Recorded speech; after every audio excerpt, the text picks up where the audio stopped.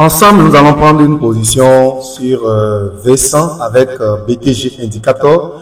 Donc, nous allons vous montrer un peu comment ça se passe. Déjà, vous pouvez constater que nous avons trois positions en cours. Comme nous avons pris un buy sur Euro JPY, on a pris un buy également sur Step Index, on a pris un sell sur l'or, AUUSD, et la position est en cours, d'accord? Donc, nous allons vous montrer un peu comment ça se passe avec BTG Indicator. Je suis là dans la marge, vous voyez l'indicateur, voilà l'indicateur, vous faites double-clic. Et arrivé ici, par défaut, c'est sur H1. Maintenant, nous allons le mettre en M1, d'accord? Attendez, je vais voir quelque chose rapidement. En H1, voilà, en H1. Ouais, je l'ai ajouté en H1. Vous voyez, ça n'a pas une représentation quelconque sur le marché, mais ça fait juste des flèches. Vous avez vu ces flèches-là? Ça veut dire c'est des entrées, celles. Vous voyez, trois fois. Une première fois, une deuxième fois, une troisième fois. Vous voyez, le marché a chuté. Donc, il y a par moment, ça fait souvent des représentations sur le marché. D'accord? C'est juste des flèches. Parce que c'est plusieurs stratégies à la fois. D'accord? C'est plusieurs stratégies à la fois. Voilà. Donc, je fais un clic droit pour pouvoir le modifier. Je viens dans la liste des indicateurs. C'est là, je fais double-clic. D'accord? Et là, je pourrais maintenant mettre ça en M1. D'accord? Et puis, je valide. Là, je l'ai ajouté en M1. Là, on va attendre. D'accord? Nous allons attendre ce qui va se passer. Donc, après l'avoir fait, il suffit juste d'attendre. Donc, chaque une minute, si c'était sur H1, vous allez recevoir les signaux, d'accord, chaque heure. Donc, on va attendre un peu, on va voir s'il y a quelque chose sur le marché, on va prendre. Maintenant, je vais ajouter ça 2 fois. Nous allons mettre ça également sur 2 minutes, d'accord. Là, nous allons voir. Donc, on attend, on va patienter pour voir. Voilà.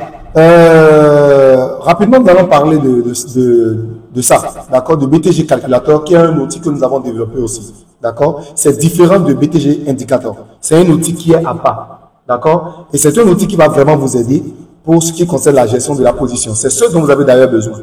Regardez par exemple ici, vous allez constater que, vous voyez, mes lots varient, je varie les lots. Beaucoup demandent, mais bizarrement, mais vous prenez vraiment trop de lots. Si Step Index, 1,3 lots, mais voilà. J'ai une question à vous poser. J'ai un capital de plus de 36 000 $. Je vais prendre combien comme lot? Je ne trade pas avec un capital de 50 $, 100 $. Ne me confondez pas avec les traders qui tradent avec 50 $ et qui font 3 000, 10 000 $. Non, non, non. Attention. Non, ne me confondez pas avec ces gens de traders. D'accord? Puisque moi, je suis un trader très discipliné et je mise surtout sur le money management. D'accord? Donc, ici, d'accord, si je dois trader sur ce marché et que lorsque je reçois un alert et que l'alert me dit de prendre un sell, moi, je n'utilise pas ça. Je n'utilise pas ça. D'accord? Je n'utilise pas ça. Parce que beaucoup disent, beaucoup vous ont enseigné que pour trader, d'accord, un capital peut-être entre 50 $ à 100 $, trader avec, si vous êtes, si vous voulez trader V75, trader avec 0,001 lot. Non, non, ça c'est du n'importe quoi. C'est du n'importe quoi. C'est du n'importe quoi. D'accord? Je vois, on voit souvent les historiques de trade où les gens trade avec des lots, même lots parfois, à chaque fois qu'ils veulent prendre des positions, ils prennent 0,1, 0,1, 0,1. Non, non, non, non, c'est n'importe quoi. Ça, vous ne tradez pas, vous vous amusez simplement. Vous êtes en train de vous amuser. Mais je vous comprends parce que il faudrait calculer et savoir, d'accord, qu'est-ce que je vais perdre avant de prendre la position. Et c'est le rôle de cet indicateur.